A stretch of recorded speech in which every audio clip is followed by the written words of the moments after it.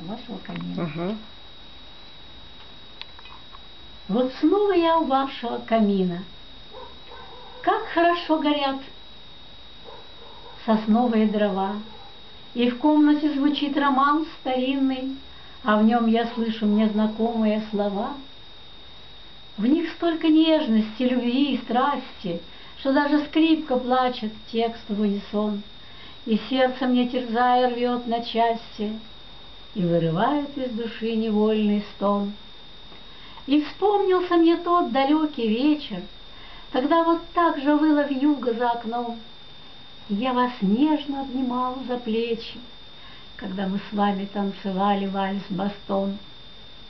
Как долго длился танец, я не знаю, я все решался о любви своей сказать, но голова моя кружилась, как хмельная, и от волнения было сердце не унять.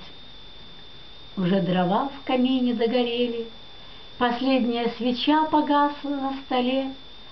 Мы до рассвета у окна сидели и любовались снегопадом на дворе. Но почему я был таким несмелым, что так и не решился вас поцеловать? Как жаль, что мое счастье улетело лишь от того, что вас боялся потерять.